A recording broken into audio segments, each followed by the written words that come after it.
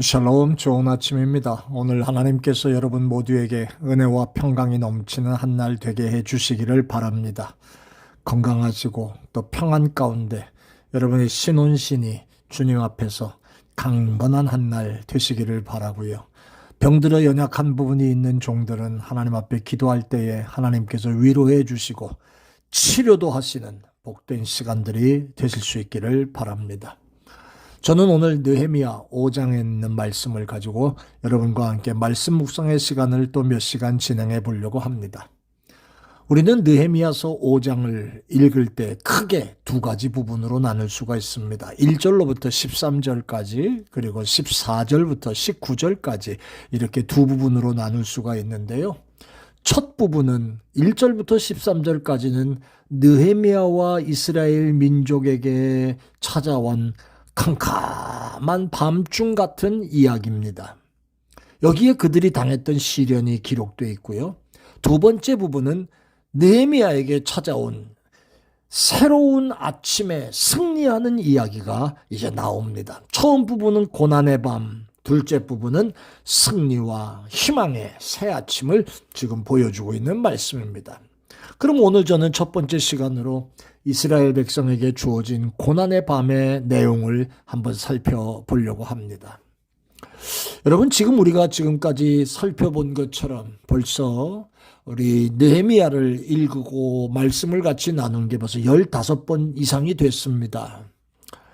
2장에서부터 4장까지 예루살렘 성벽을 느헤미야가 지금 이스라엘 백성들과 함께 중건하잖아요. 수많은 반대도 있었고요. 압력도 있었고요. 그럼에도 불구하고 성벽 건축 그리고 성전 재건은 계속되었습니다.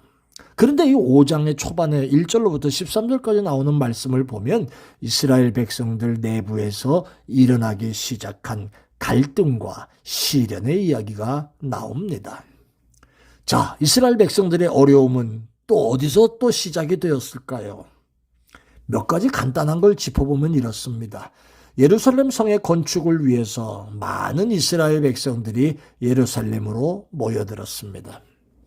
그래서 그들은 먼저 인구 집중이라는 문제가 지금 야기되고 있습니다.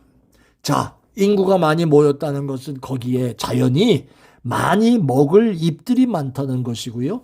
당연히 식량이 부족한 일들로 그 결과가 나타났습니다.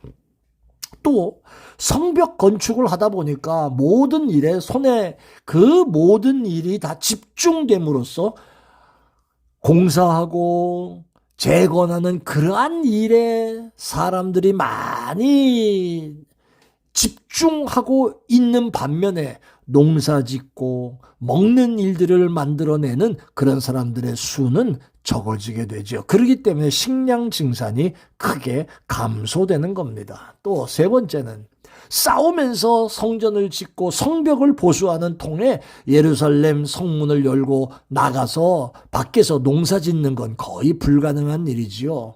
이런 것들이 지금 설상가상으로 닥쳐오는데 거기다가 흉년이 또 찾아옵니다. 그리고 그 당시에 세계에서 가장 강력한 국가였던 메데파사 이 정부가 그들에게 속한 모든 속국에게 과도한 세금을 징수하고 있는 게 그 당시의 역사 상황입니다. 이런 압력을 견딜 수가 없었던 이스라엘 백성들은 포도밭도 저당 잡히고 자기 짐승도 저당 잡히고 이래가지고 돈을 만들어서 그걸 감당해야 했고요. 심지어는 자기 자녀들을 노예로 파는 그런 일들도 나타나게 되는 겁니다. 오늘 읽은 본문의 내용이 바로 그 내용이고요. 그 일로 인하여 일어나는 아우성입니다. 5장 1절에 그때의 백성들이 그의 아내와 함께 크게 부르짖어 형제들인 유다 사람을 원망했다.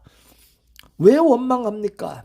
바로 2절부터 쭉 나오는 말씀을 보면 먹고 살기 너무 힘들다. 포도원과 밭과 집이라도 저당 잡히고 이 흉년에 곡식 얻자. 이런 일도 있지만 또 이 시기를 이용해가지고 남의 것을 착취하고 남의 자식을 종 삼으려고 하고 별짓이 다 나타납니다. 그런데 오늘 이 본문 말씀 속에 5절 후반의 말씀을 보면 그렇게 되었으나 우리에게는 아무런 힘이 없다, 이렇게 말하고 있는, 탄식하는 얘기를 우리가 지금 성경을 통해 봅니다. 느헤미야가 이제 이런 모습들을 보면서 내가 백성들의 부르짖음과 이런 말을 듣고 크게 노하였다, 이런 말씀이 나옵니다. 저는 이 말씀을 한번 생각해 봤습니다. 크게 노했다. 느헤미야는 단순히 백성들에게 분노하고 신경질을 내고 짜증내고 있는 그런 모습이 아닙니다. 그들은 이렇게 되어지는 모습이 단순히 먹을 게 없고 그래서 우리가 이렇게 됐고 비참하게 됐고 어려워졌고 이렇기 때문에 야, 이 어리석은 종들아, 왜 너희들이 그렇게 사냐, 이거에 대한 분노가 아니라 왜 우리가 이 지경이 되었는가 생각할 때에 느헤미야는 이걸 알았습니다. 처음부터 그런 얘기를 하잖아요.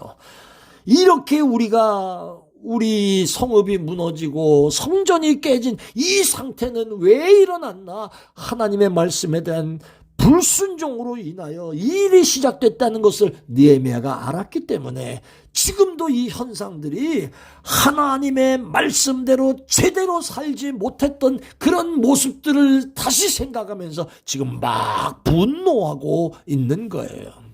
자, 나라가 이렇게 어렵고 백성들이 이렇게 어려운 지경에 빠져 있는데 이 고난의 시기를 틈타서 오히려 동족이라는 것들이 인간을 착취하고 인간을 노예화하는 비극이 벌어졌어요. 그때 9절에 이런 말씀이 나오잖아요. 내가 또 이르기를 너희 소행이 좋지 못하다.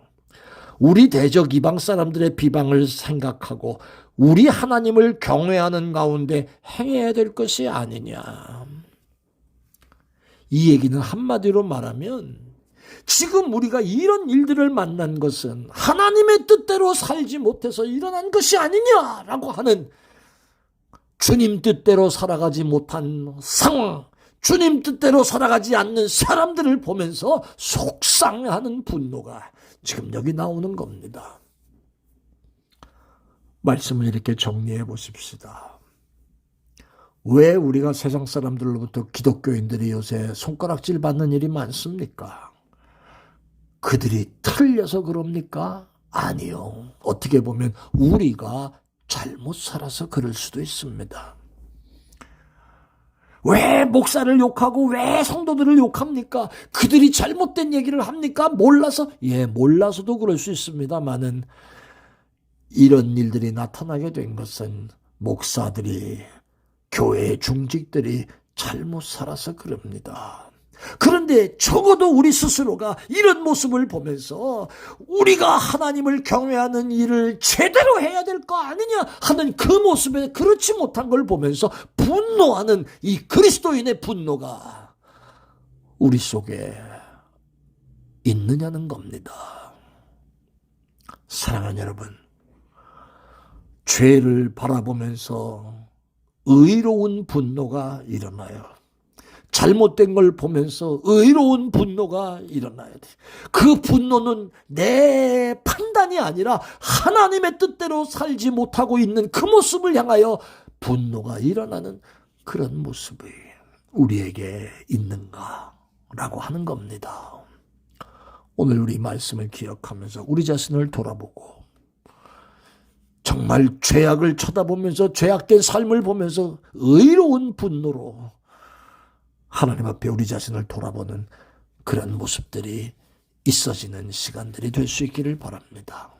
고맙습니다. 은혜로우신 아버지, 오늘도 정말로 죄악과 세상을 바라보면서 하나님의 뜻대로 살지 못하는 것을 향한 의로운 분노가 일어나는 그런 우리의 모습들이 되도록 인도해 주옵소서. 감사합니다. 예수님 이름으로 기도합니다. 아멘. 고맙습니다. 좋은 한 날 되세요.